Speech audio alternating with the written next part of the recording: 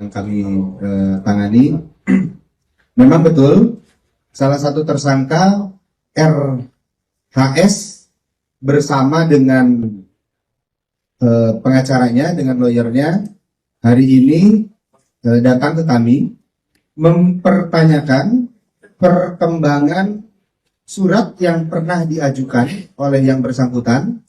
Jadi yang beberapa hari yang lalu atau seminggu yang lalu yang bersangkutan saudara RHS ini bersama dengan pengacaranya menyampaikan permohonan fasilitasi restoratif justice kepada penyidik. Dan kami sebagai fasilitator penyidik sudah melakukan upaya dan sedang melakukan upaya untuk memfasilitasi permohonan yang disampaikan oleh tersangka RHS. Dan hari ini saudara RHS bersama dengan lawyernya datang ke kami untuk menanyakan perkembangan permohonan restoratif justice yang diajukan oleh saudara RHS dengan kesadarannya.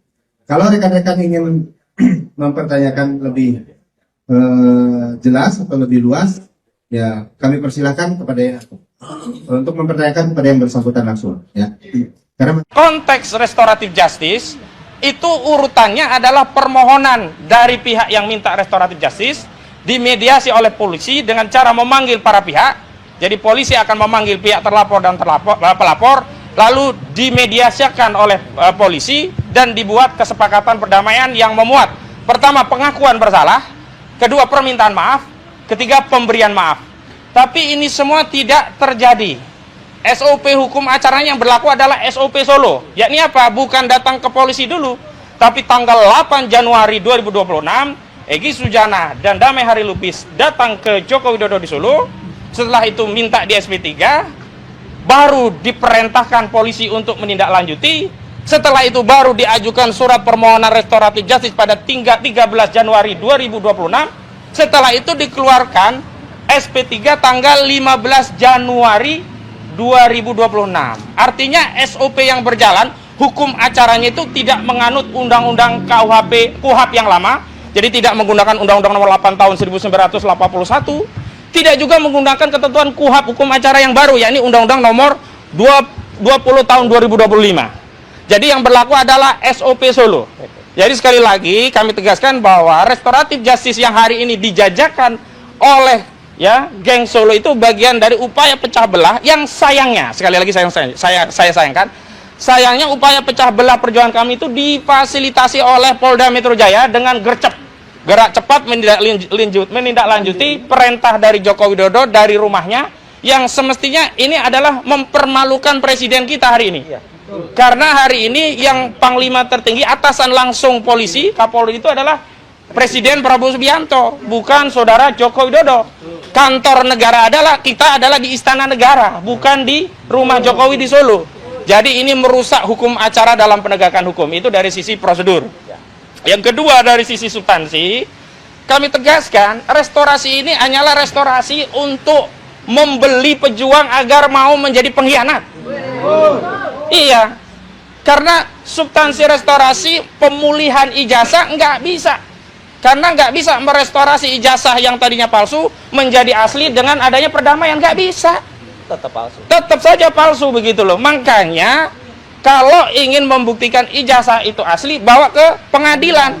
Tapi lagi-lagi di pengadilan Solo, Joko Widodo tidak datang. Katanya akan menunjukkan SD, SMP, SMA, S1 di pengadilan jika diminta. Padahal yang disita hanya SMA dan S1.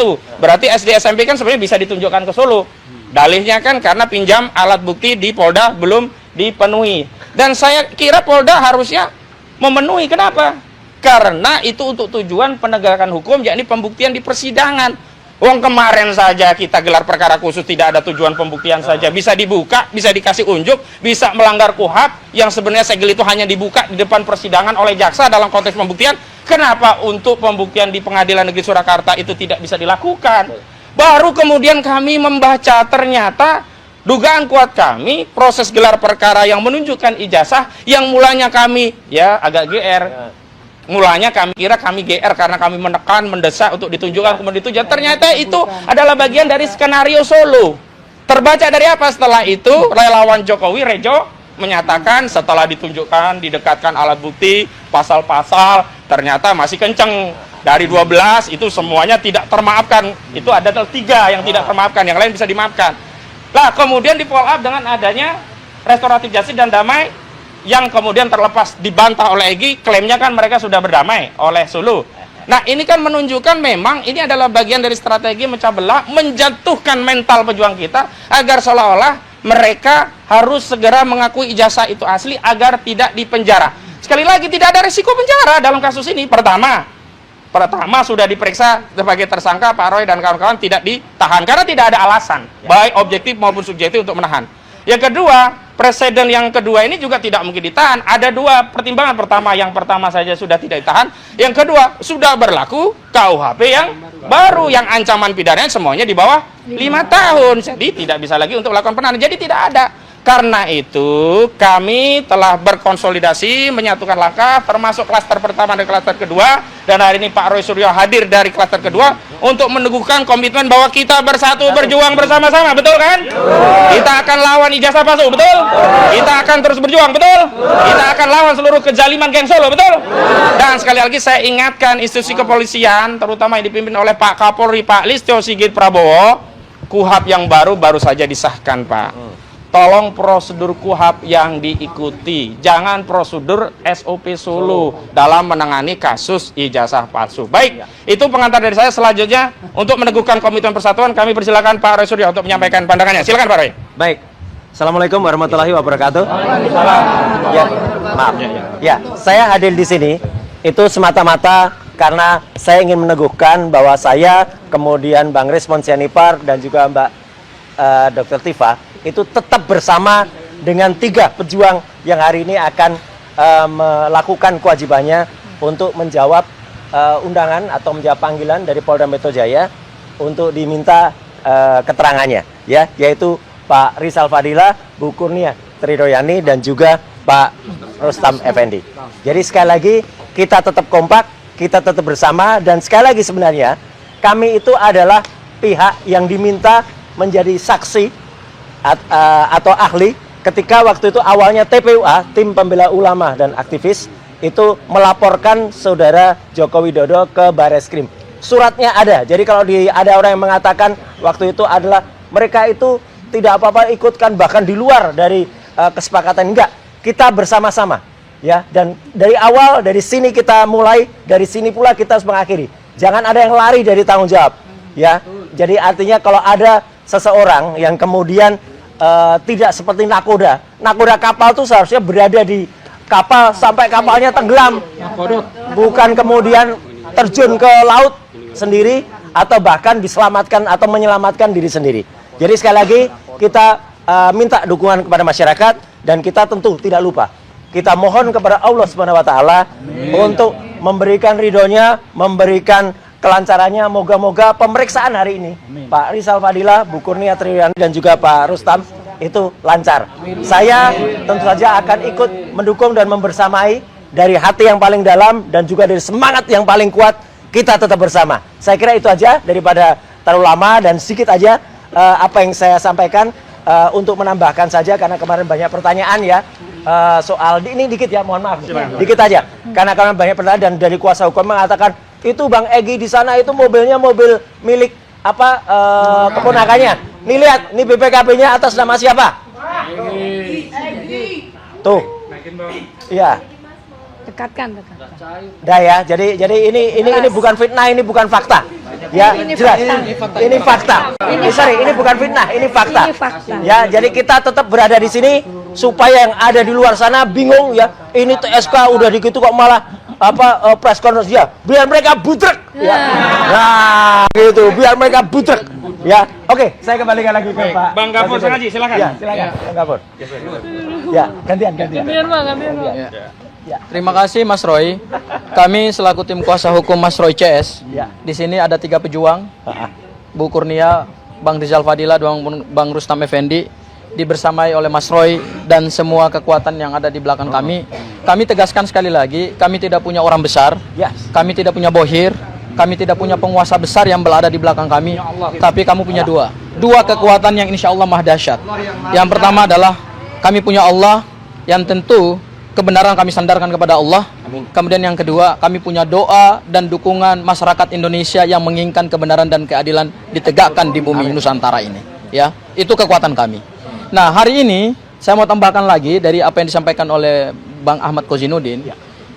Kami juga hari ini akan menggunakan kesempatan ini untuk mempertanyakan beberapa hal kepada penyidik Polda Metro Jaya, terutama berkaitan dengan pemberkasan yang dilakukan terhadap Mas Roy, ya, bahwa penyidik Polda Metro Jaya pada tanggal 15 Desember 2025 yang lalu telah membangun kesepakatan bersama dengan kami, anggota tim kuasa hukum dan para tersangka, di klaster pertama, bahwa mereka akan memprioritaskan pemeriksaan saksi meringankan atau saksi ada charge dan kemudian ahli menguntungkan dari dari para pejuang ini. Tetapi kemudian yang dilakukan adalah setelah dilakukan pertemuan di Solo dan kemudian keluar SP3 dasarnya adalah restoratif justice, tiba-tiba penyidik kemudian tidak lagi melaksanakan komitmen mengirimkan berkas perkara kepada jaksa peneliti untuk memeriksa berkas tersebut. Tentu kami kecewa ya. Kecewanya dua hal. Yang pertama adalah penyidik tidak melaksanakan komitmen, dan yang kedua, karena KUHP kita ini adalah KUHP yang baru yang memberikan titik tekan atau memberikan perlindungan kepada hak-hak tersangka kemudian terdakwa. Kenapa penyidik Polda Metro Jaya tidak melaksanakan KUHP yang baru ini dengan memberikan pembuktian yang berimbang? Ya, karena bukti-bukti yang hari ini dikirimkan kepada jaksa penuntut umum itu menurut kami itu adalah bukti-bukti yang masih menguntungkan Pak Jokowi, dan bukti-bukti itu kan adalah bukti versinya penyidik yang tentu akan menguntungkan penetapan tersangka yang dilakukan oleh penyidik Polda Metro Jaya. Kalau kemudian cara penegakan hukumnya begini, buat apa kita punya KUHP yang baru? Berarti penyidik Polda Metro Jaya sangat tidak due process of law dalam melaksanakan hukum acara pidana kita yang baru, Undang-Undang Nomor 20 Tahun 2025, yang sebenarnya semangat daripada KUHP baru ini adalah memberikan check and balance kepada aparat penegak hukum.